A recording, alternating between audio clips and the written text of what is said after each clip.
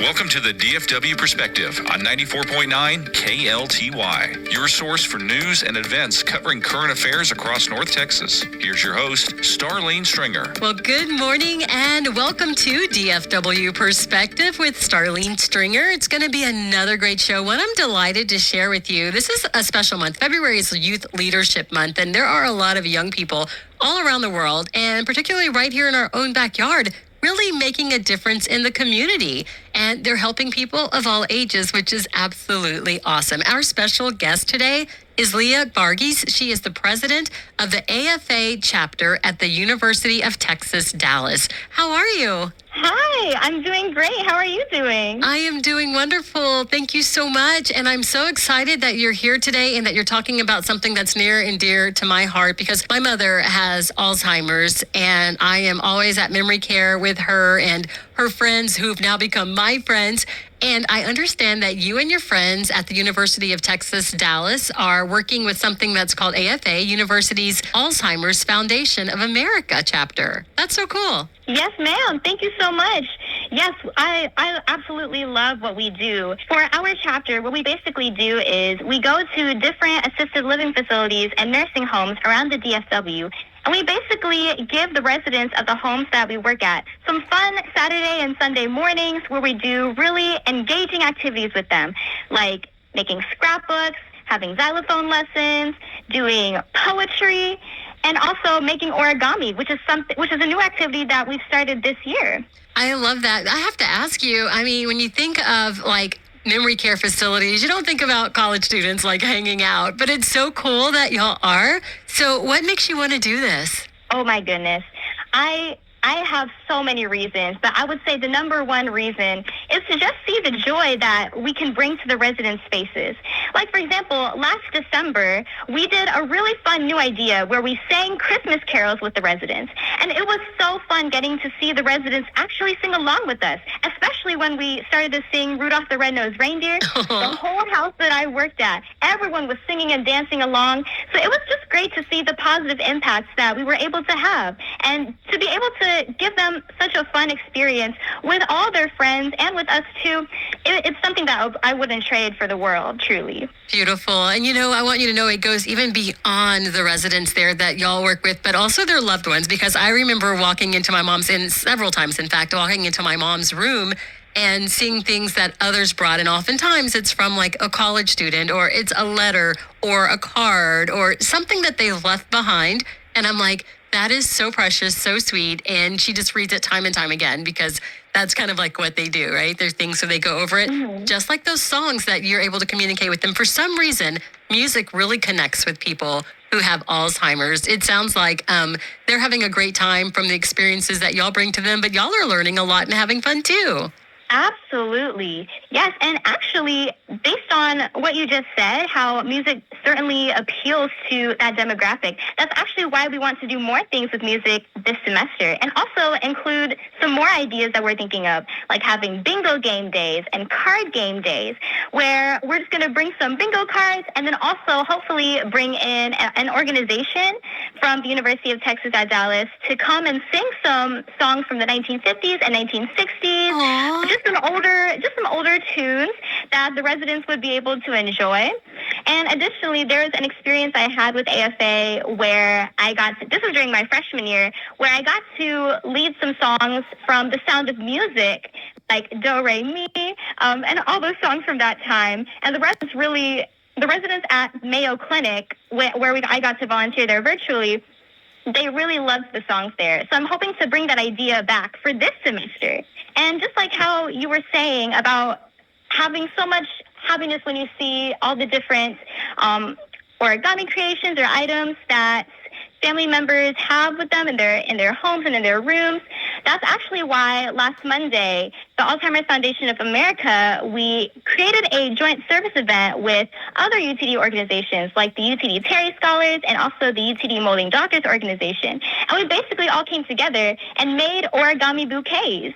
because Aw. the residents really love the origami creations that we get to make. Because we made paper cranes, paper hearts in the past, but we've never made origami bouquets. So we're going to be able, so we've already made these bouquets and they turned out beautifully, and we're going to be able to give them to the residents at our homes. So I'm super excited to see what they're going to think of our creations. That is so nice. I'm excited to see what they think of them too. I know, having my mother with Alzheimer's, that paper is like one of her things. You know, it's like she likes to fold it, likes to touch it. And I've known too that it's almost like they go back and revert to their childhood. So for my mother, before she was diagnosed, used to like almost like fight with my daughter over her toys, my little girl. So I was like the middleman between the mother and the baby. And I've learned that they really like poppets. And so I've taken residents' poppets, and they'll just play with the little kid poppets over and over again, pushing it in, pulling it out, pushing it in, or folding the little things that are like the little baby blankets that you have in babies' cribs that have little things that make noise or foil on them. They just like the sound of them. So all these little things make a difference in their lives. And it sounds like you guys have really hit the nail on the head of what connects with the people that are in memory care to make them really appreciate you being there and spending time and engage because they're having a wonderful time. I've got to ask, like, how many organizations are there? They're going around in different universities, you particularly at the University of Texas of Dallas, but there's other schools that are working with the Alzheimer's Foundation of America too, right? Oh, yes. There's so many countless organizations.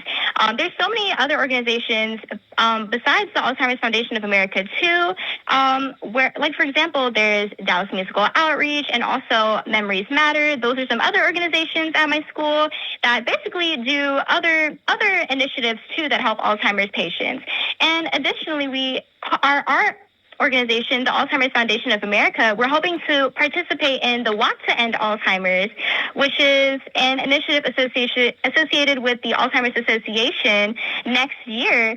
So that's going to be super exciting too. So yeah, we're definitely super excited to collaborate with a lot of these different organizations as well. That is wonderful. I've got to ask you this, Leah. Why do you think it's so important to have this intergenerational interaction? Yes, I think it's extremely important because, one, it just raises awareness about the Alzheimer's disease and Alzheimer's patients, and about it also just helps to build empathy and instill a passion for service, which is really important for, I would say, people of our generation, but it also helps to create a sense of community for Alzheimer's patients and seniors in general.